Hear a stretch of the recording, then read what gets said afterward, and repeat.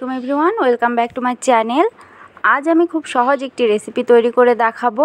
পটল ভাজা বা পটলের রেসিপি তো অনেকেই করে খেয়েছেন, তবে পটলটা যদি একটু সাজিয়ে গুছিয়ে করা যায় আর একটু মুখরোচকভাবে করা যায় তাহলে খেতেও ভালো লাগবে, দেখতেও ভালো লাগবে আর অতিথি আপ্যায়নেতেও জুড়ি নেই। পটল ভাজার জন্য প্রথমেই আমি পটলগুলোকে চেষে নিব, পুরোপুরি ছোচা ছাড়াবো না। দেখুন কিভাবে করে নিচ্ছি। এভাবে আমি সবগুলো পটল চেষে নিচ্ছি। এরপর আমি দুপাশ থেকে বটির সাহায্যে এভাবে কেটে নিব। এটা কিন্তু চাকু দিয়ে খুব কঠিন হয়ে যাবে, এভাবে বটি দিয়ে করলেই ভালো হয়। দেখুন এক পাশে এভাবে করে কেটে নিয়েছি, আর এক পাশেও আমি ঠিক একইভাবে কেটে নিব। এভাবে সুন্দর একটি ডিজাইন তৈরি হয়ে গেল। এভাবে আমি সবগুলো পটল কেটে নিব। এখন আমি পটলগুলোকে খুব ভালোভাবে পানি দিয়ে 2-3 বার ধুয়ে নিব। পটল ধুয়ে নিয়েছি। এখন আমি এর মধ্যে কিছু মশলা দিয়ে দিব। দিয়েছি হাফ চামচ লবণ, হাফ চামচ মরিচের গুঁড়া, হাফ চামচ থেকে কম একটু হলুদের গুঁড়া, হাফ চামচ দিয়েছি আদা রসুন বাটা আর হাফ চামচ জিরা বাটা।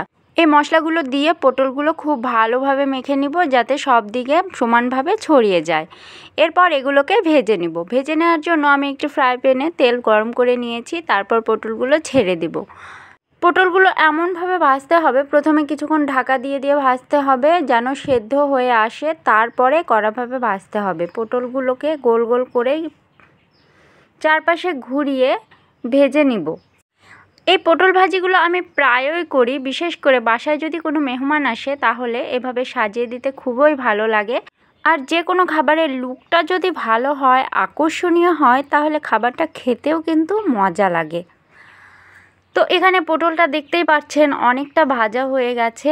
এখন আমি একটি চামচের সাহায্যে বা ছলনির সাহায্যে এগুলোকে চেপে চেপে দেব। দেখুন আমি যে পাশে কাটা আছে ঠিক তার মাঝখানে আমি চেপে দিচ্ছি, তাহলে দুই পাশ থেকে ডিজাইনটা বের হয়ে আসবে।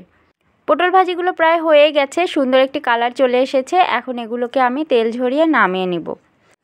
প্রিয় দর্শক, ভিডিও ভালো লাগলে আমার চ্যানেলটি সাবস্ক্রাইব করে দিবেন, পাশে থাকা বেল আইকনটিতে ক্লিক করে রাখবেন আমার পরবর্তী নতুন কোনো ভিডিও সবার আগে পাওয়ার জন্য। আর সকলে ভালো থাকবেন, সুস্থ থাকবেন এই কামনায় এখানেই শেষ করছি। আল্লাহ হাফেজ।